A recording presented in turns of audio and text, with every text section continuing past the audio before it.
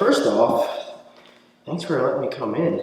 Absolutely. It's good to finally be out here, and there's been so many years that I'm at Power and I never actually get a chance to stop in, so it's good to come and see what you guys kind of have going on here. You said when you built this room, you really weren't expecting it to get used as much as it does, but now it does, and it got really hot. Yeah, we use it a lot. I just built it. It's really for my kids. Yeah. I didn't know if I'd have kids, but or if they would want to wrestle, and I still don't. My youngest boy is he's 3 right now, so just kind of wrote it, and then thought we'd use it here or there, and it gets used all the time. All the time, yeah. Now, you've had a lot of good guys come through this room, great guys, All-Americans. Do you know what the count is now with All-Americans? I don't know. No, it's a lot though. Whenever we're done, I'll go back and count numbers and everything, but it's been special. It's been really fun. Yeah, and they come back here all the time too, right? It's kind of like a second home for them. Yeah, absolutely. Yeah, the one that's top is Spencer. His dad got a new job out in Iowa, so his home now is in Iowa City. So I don't get to see him as often as maybe some of the other guys that live around here still, and they come home for Christmas break and that kind of thing. But I get to see a lot of them through outbreaks. Yeah. Now, all the guys that you've had come through here, you now get to see some of them compete against each other. What's that like for you as a coach, somebody who's worked with them here in the room, and then you see them at on the NCAA level and they're wrestling each other? Yeah, it's fun. I mean, some of them is really tough. And some kids that come to Young Guns, they come here or there.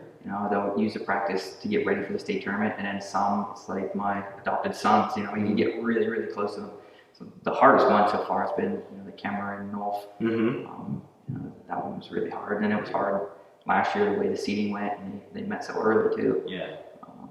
But I guess it's a great thing. If they're wrestling each other in college, they're doing something right. Yeah. It's pretty cool. Now, most of the time, when they're wrestling, you want to see them win. What's it like emotionally for you when you see them wrestle each other? Especially that match, the Cameron Nolf match. Yeah, like I said, that was tough. I just wanted to kind of crawl in a hole, and then after it was done, okay, tell me about it. It was really hard to watch. Yeah.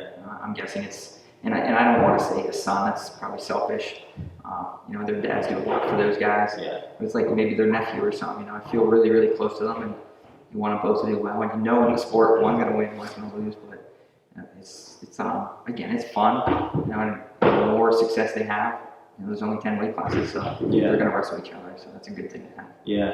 Now, speaking of Nolf and his ability on the mat, was he always as creative as we see, or is that toned down when he gets to that 7 minutes, and what you see in this room is through the roof?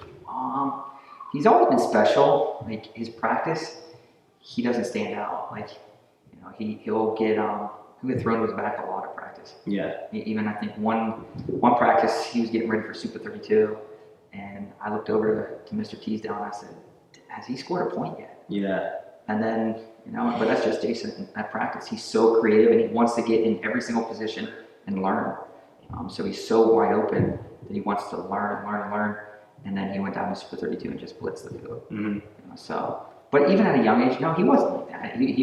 He lost a lot, and that high school loss, I think, is really what really changed him. He lost to Ryan Deal in the state tournament, and he was on a mission the rest of his life. And just the pace of his wrestling. Yeah. I know his freshman year state title, he won an ultimate ride-out.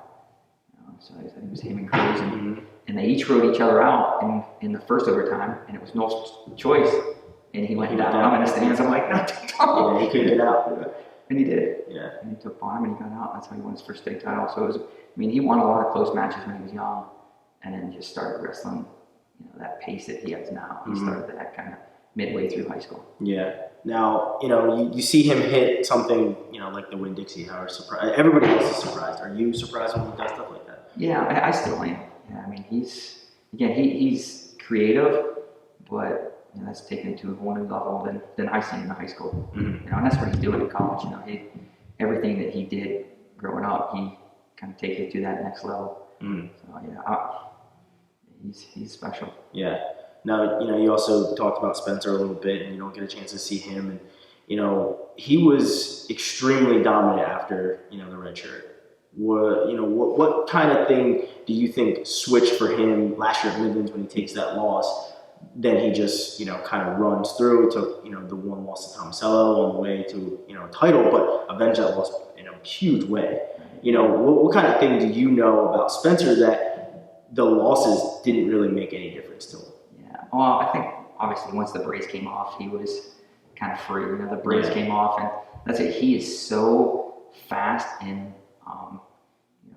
I don't want to say flexible, but he's just like, he maneuvers so well. Mm-hmm. So once that brace came off, I was just praying it was coming off, but I'm a fan now for him. Yeah. But whenever it came off, I was like, this is going to be a different kid. Yeah. And I think that he was at NCAAs. So now let's, switch gears a bit to your wrestling career. And, you as a coach, how does that mirror you as a competitor? I think everyone's different. I think that's my biggest thing as a coach, to let them wrestle their style. Mm-hmm. I think that there's principles, that we try to pass on, and I think they're timeless. Some of them, the hustle, your effort, all that stuff, your dedication. But technically, I think every single kid wrestles different. So I think, even when I think about young guns, I don't think about bar and tilt or something like that. I think about the pace. I think about them hustling back to the center. I think about them getting up in the morning before school, just dedicated and trying to outwork everybody they compete against. Mm-hmm. So I think that those kind of principles we try to instill in each and every kid, but technically kind of trying to let them find themselves.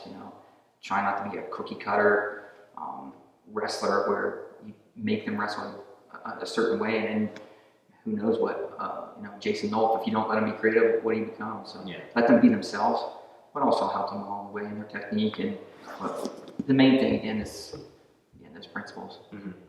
So when you were wrestling and you had a ton of success, but most people as wrestlers remember the matches we lost, the matches we would like back. Is there a match that you would like to re-wrestle? Yeah, I'm sure again. I feel like that's an easy one to say. Either one of my losses at NCAAs. It was my junior year. I lost in the quarterfinals. I was the number 1 seed, and then my senior year, I lost in the final. So I don't know if I'm in shape to wrestle those again. Those two matches, obviously, those are two that I would love to have back. Yeah. And what do you remember most about your NCAA final? Obviously he's phenomenal. He's so fast, and I got down early, and then just kind of came back a little bit, chipped away, but it was a little bit too late. Mm-hmm. But I remember it was in Carver Hawkeye Arena, so it was just a super special.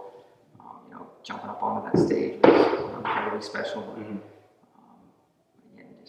I've never seen the match since I wrestled it. It's something that kind of, after I lost, I put it behind me, moved forward. Oh, you haven't gone back and watched it? No, but I just remember getting taken down, getting down early, and then I got a couple takedowns late to make it whatever it was. I think it was like 13-10 or something, 13-9 to come back and make it decently close. But that was again, win or lose. And looking back, it was just an awesome experience, awesome environment being in Carver Hawkeye Arena for the NCAA finals. Yeah. Now, do you think you'll ever watch that match? I don't know. I've never even thought about it, to be honest. Yeah. It's not something I'll never watch that match. It just kind of after it was over, I moved forward. Once I was done wrestling, be a better coach, be a better husband, be a better father, kind of thing. It's in my past. I can't change it. Kind of just keep moving forward. Yeah. How many of your matches have you gone back and rewatched? Probably 0. Yeah. No, there's a highlight film that we did right after I was done with college. Just put some different stuff together. So some of the kids will watch that. They'll ask me to watch some of my old wrestling, but I don't think I've ever went back and watched an old match of mine. Really? No. No desire to. Nothing that you want to kind of watch and did. kind of pull into, technique wise. Yeah, I think I know what I know. Yeah. Maybe. But I don't know. Maybe someday I will. Yeah. So now, when you're watching wrestling as just a spectator, how much are you taking from that? And, I was in here all day today, and I, kind of heard where one of the coaches would talk about a match that was watched. Right. How much film are you watching, even when you're a spectator? How much are you taking from each one of these matches that you want to bring in this room? Yeah, a lot. I love the sport. Mm-hmm. I watch as much as I can. And both ways, as a coach and just, I love it as a fan. It's so exciting. I love going to the NCAA tournament. And atmosphere is incredible. But just learning from every single guy, and I think that you can do that. I think the kids can do that. You look at a match like the Mark Hall Valencia match that we were talking about in practice, and I think it's important that the kids can learn from that. And who knows what will happen the next time, because they're going to wrestle again. But just learning from that match of Hall won the top bottom game, and then great defense, and then he finished. And if you can do those 4 things, you're not going to lose. Yeah. You can have great defense, you can finish your shots, you can ride and get off the bottom. It's going to be hard to lose in the sport. Yeah. So yeah, I think that always, I guess they go together, being a fan and as a coach. Last night, obviously watching Powerade or watching the Midlands, it's more just as a fan, but then going back and rewatching it, and maybe you see a couple things that you like, and you go down and you break them down for the kids and kind of go over a couple things that way. So now when all your wrestlers, that are in college, when they come back, do you become the wrestler and them the coach? Are there things where you want to pull from them? Yeah, absolutely. Yeah, and more so I think in the summer, like whenever they came back over Christmas, I was like, hey, do you want to go through the workout? Do you want to do your own thing? Do you want to teach? And they're like, Coach, we got Midlands coming up. We got this coming up. Like, I want to go through a hard workout. Can you put me through the workout? And they'll go right through it with the young kids. Yeah. So during the season, I think they're focused and they don't want to slow it down. They don't want to be the focus of attention. They want to grind and work hard. Yeah. Now, when, over the summer, what are those summers like in this room, where those guys are in here and they're being their creative selves, and are you getting into the mix, or are you watching more than anything? Yeah, watch. I'm in the summer whenever we have them come back for camps, so there'll be a big high schools. We'll do one at Franklin Regional, Nolf comes back, Spencer comes back, those guys all, AJ Shaw now, he's gone through the wrestling and now he's coaching at Purdue. So it's just a great relationship that you build with them throughout the years, and now they're actually coaching themselves. Tyler Smith's now coaching in college, so it's pretty cool to watch those guys, as athletes, young athletes, mature through high school, college. Now they're coaching now also. Michael DePalma at Edinburgh. So it's just it's been a great relationship with those guys, just watching them grow. And then so whenever they come back for camps, it's I'm videoing, watching, studying. Like John's got his notebook out and he's taking notes and studying. So just trying to pick up little things here and there, keep passing on to the kids. Yeah. Is it tough when they come home to kind of separate the things that you saw them do in a match to just letting them work out? Because we're all fans of them, right? They're such good wrestlers that we all become fans, and we just want to pick their brain and we want to talk to them. How hard is that for you, especially because you know them personally? Yeah, number one, it's awesome. Like, so it's been maybe you see them once or twice a year, but every time you do, it's like boom, you're right back to like that awesome relationship bond you had with them. And I tell them, even they were all in here Christmas Eve. I know I'm not your coach anymore, but anything you guys need, I'll always be here for you. Yeah. So I think it's easy. I know what they want. They know what they want, and just kind of keep moving forward. And when you watch their growth, and like you said, you only see them once or twice a year. When you watch their growth and you see the maturity level, are you kind of sitting back like, this is something that I could see coming, or was it like, all right, now they're finally starting to get it? No, I think it's something I see in them, or any coach would see in them kind of get into that next level. And we talk about that a lot. I don't care if you never won a match, get into that next level of winning your first match, or get into that next level of winning the world title. So I think that it's they're good kids, and it's something to preach again. Characters are number one thing, and I think if you truly do everything right and you're a great kid in your biggest match of your life, you're gonna be confident when you walk out on that you did everything right. I'm not saying you're gonna win, but you're gonna have confidence, and that's huge in a sport where it's so mental. What's something about Spencer Lee that people don't really know? I mean, obviously nobody really knows much about Spencer, but what's something about Spencer? Maybe his mentality, maybe how he works out, any outside of loving Pokemon. What's something about Spencer Lee that nobody knows? He's just always been obsessed with so there's two parts of this. He's always been obsessed with being the best. However, some people are like, oh, well, I don't want my kid to do that. I want him to be a kid. I want him to have fun. Spencer has fun. He's a great kid. He laughs. He has a girlfriend. He's a great son, great brother. So I don't know.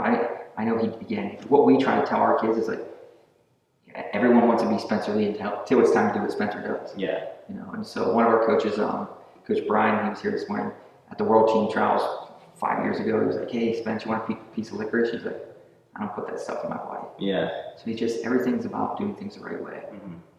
About the way he gets up. I don't know, I hear he's the first one to carve a Hawkeye green in the morning. And that stuff like that makes me so happy. Yeah. Just to know that character is very, very important. A lot of people say, oh, he's so talented. He's so talented. His mom was a judo. His dad was in Olympic judo. That's true, but there's a lot of talented kids. He puts both together. He knows what he wants, and he doesn't let anybody sidetrack him from his goals. Now, he was in a red shirt, and how much do you know about Spencer that it was just kind of eating him alive to be in a red shirt? Yeah, I don't know. Again, once they go to college, I have minimal communication with them. I'll tell them good luck here or there. I'll ask how your grades, that kind of thing. But I don't know. I'm sure he's a guy that wants to be on the mat. I think it was probably, looking back on it, I think it was probably, he knew it was coming. I'm sure he talked with the coaches, but it was just time with that knee coming off that surgery. So you've had a lot of guys in this room that have had a lot of success. Have you seen that success change who they are? No, I don't think so. And I think that maybe that goes back to, again, we talk about character more than anything. We really do.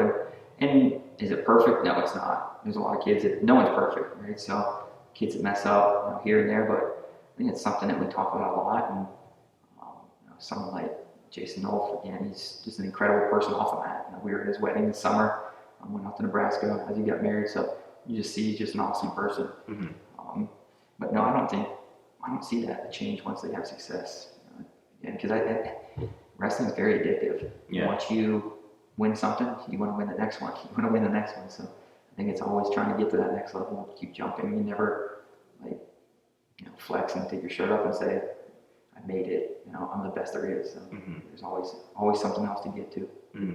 Now, when they were in that recruiting process, how much did they come to you about, well, I like this school, or did they pick your brain about stuff like that? Yeah, a little bit. Probably not near as much as people think. Yeah. You see those guys that go to Iowa, and since I went to Iowa, I took a lot of heat on that. But kids go where they want to go. Gavin Teasdale asked me to go to Oklahoma State with him on a visit, so I did. But I never pushed him anywhere. He went where he wanted to go, and then he went to Iowa, and he changed his mind. So wherever he wants to go, I'm 100% fine with it. It's his career. That's why I always tell the kids, I had my career. I absolutely loved Iowa, but that was my career. I want them to go where they feel at home, where their weight classes, they feel like the best that they can, or where they go that they can be the best. Yeah. But no, if they ask me, training partners or what I think about whatever, I'll answer it. I'm not going to turn them down and not talk to them about it. But I try to have that's the area that we try to have the least amount of influence in, is kind of recruiting. Yeah. We get probably a lot more of the other way. We get the college coaches calling us, and saying, can you tell me about this kid? So we get a lot more of that than kids coming to us and asking for advice or seeing where they're going. Yeah. Now, when they finally make their decision, and they're going Penn State, Iowa, Oklahoma State, wherever. Specifically with Iowa, and Spencer going to Iowa, what were the crazy stories that you heard that got back to you about you pushing him to Iowa? Yeah, there was all kinds of stories. There were stories that, again, Iowa gave his father a job out there, kind of recruiting him. Yeah. And, it's not how it happened at all. Yeah. He's actually, his boss, back whenever I met Spencer, Larry's boss got a job. That was whenever Spencer was in 7th grade. His boss got a job at Code College, and they were best friends. It was Larry's boss, and they were really close, worked hard together. And that's whenever I just met him. Yeah. And then once Spencer, he decided to go there. That guy, he knew that Spencer was coming out to Iowa, the president of Co College went after Larry Lee hard. Yeah. Because Larry Lee's an incredibly hard worker. He's phenomenal at his job, and so he went after Larry hard. And that's how that kind of Larry went out to Iowa. Yeah. And Larry actually had to do it before Spencer's went out there. The job came open Spencer's senior year, so Larry was traveling back and forth from Iowa, to come back and watch Spencer in high school that senior year. Yeah. I don't know any other story. I'm sure that there was lots, but yeah, I mean it's like the Bigfoot story, right? Everybody has some sort of myth about what goes on in this room or any Young Guns room, because you've got how many of them across the country? There's a couple, right? Yeah, we have one in Iowa, where Eric Jurgens runs that one, Mm-hmm. and then we have 4 locations in Pennsylvania, and we're actually super excited. We're opening up one in Wheeling, West Virginia in January. Oh, nice. That's going to be about a 2-hour drive for me. Yeah. I'm excited for it. Yeah. And now, like you said, you've got all these different locations, and now does Spencer go to the one in Iowa? Is he ever in that room? Or No, he that's probably maybe a little bit over an hour. Yeah. I mean, obviously he has Carver, but there's other training partners of Jurgens being there, and other people to pick their brain. So I didn't know if he would maybe take that. Not that I know of. Yeah. Now the whole Young Guns thing, how did that come about? So I was graduated. We were wrestling freestyle. It was a little different back then. Mm-hmm. Now it's just incredible, the regional training centers and the financial support. So it was tough back then. I graduated in 2001, and the first year out, I got 3rd at the World Team Trials. Mm-hmm. So I was getting a small stipend, but it was hard. It was hard to make it. And Eric Jurgens came to me one day. He's like, "Hey, I got offered this job to run a wrestling club. Would you go with me? It's in Michigan." I'm like, "I don't think so." And we weighed a lot, and we talked about it a lot. We were roommates, and I did it. Yeah. So we went up, we started it, and it started small. It started in this real small, karate gym, Mm-hmm. and probably in 8 months, we had a couple different locations go on, and it just blew up. Actually, our first NCAA champion, or we claim him as our first NCAA champion, Cam Simons. He was, I think, a 6th grader at the time, and he was in the Young Guns out there. So we stayed in touch then through his whole, every summer he'd come out for a camp and Mm-hmm. kind of meet out that way. But we started up in Michigan and just loved it. I absolutely loved it. And I always thought it was because I was like, sure, I'll do this, take a little bit of time off at school, and I'm going to go back. So I wanted to go to medical school. Yeah. I was like, I'll take a little bit of time off, do this club thing, make a little bit of money, and then maybe come back to school. And once I did it, I just fell in love with it. I loved it. Yeah. But I did miss home. So we were in Michigan, and it was great. It was going good, but the club was taking off, and I was like, I told Eric, I went up to Eric one day, I'm like, "Eric, I love this, I just can't do it right here." He said, "I'm going to move home." He's like, "Well, if you're leaving, I'm leaving." So he actually moved to Pennsylvania, and we started it here, and he lived here for 1 year, and then he kind of did the same thing. He had nephews, nieces out in Iowa. Mm-hmm. His family's in Iowa. He's like, just makes sense to kind of broaden the brand there. He does it in Iowa, and I do it in Pennsylvania. And then we started one location here. Actually, they started having school renovations, so at Central Cambria. So we got moved out of there, and that's whenever the branching started then. Yeah. We started having multiple different locations. And then the guys from Pittsburgh were driving up this way to practice, and then we started the one in Franklin Regional. Dan Magaludis came to us and talked to us about having a Young Guns at Franklin Regional High School. And that's back whenever Nico was a freshman in high school. Mm-hmm. So we've been doing it at Franklin Regional ever since. So when did you really start to see the success with a lot of the guys and, state champs, national champs? When did that start happening? Right away you saw the success. So in Michigan, you saw it right away. It was crazy. And I'm not saying the wrestling wasn't as good, but at a young age, you just saw so much success, and kids were just going from never placing to placing and winning states right away. Mm-hmm. And then we came to Pennsylvania. It was on a smaller scale, but it was. Kids were making the state finals, but it took a couple of years, maybe a couple of years for kids to buy into what we were doing. The product that we were offering, and I think once they saw that, that we were all in, trying to do anything we could to help the kids, because it's very competitive in Pennsylvania. There's clubs everywhere. Yeah, there is. And we just kind of just kept working, and more of the better kids started coming. And a lot of people say we recruit. I've never caught a kid in my life to come to Young Guns. Yeah. Every once in a while, if we're doing team goals or stuff like that, we have a hole that maybe we don't have a kid to fill a spot, I'll call someone. But I mean, even Spencer Lee, his dad makes a joke that he wanted to be on our Young Guns team for Virginia Beach. Whenever he's in elementary, and he called me, and I didn't know who he was at the time. He had started coming, and his story is that he called me, and I said, sorry, I have a guy at that weight, I can't put him in. And he said he hung up the phone, told his wife, he's like, I found our club. Like, this guy's as loyal as anybody to his kids. Like, this is where we would go. So turning down Spencer is actually what made Spencer come here. I always say I should have been slapped in the face for turning him down. I should have gotten him in the line, but no. Yeah, that's interesting. Yeah.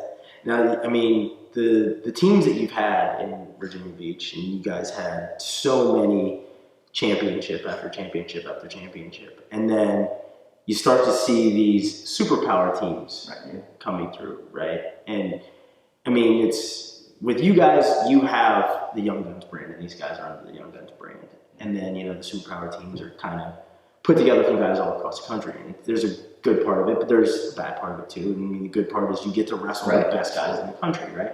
But they started coming about to beat you because you had so many of those titles in a row in Virginia Beach. What was that like, that first year where you're starting to hear, well, the kids from New Jersey and Pennsylvania and New York are coming together for one team just to beat your club? Yeah, like you said, it's a good thing. Really, at the end of the day, we want good matches, right? Yeah. I don't care if we win or not. I mean, I don't know. Again, I'll shut my mouth too much about the other teams, but I know what we want out of it. Mm-hmm. I don't want to put a trophy on my mail that I don't know the kid. Yeah. And I paid for his flight to come in, right? I want what we had this morning. Yeah.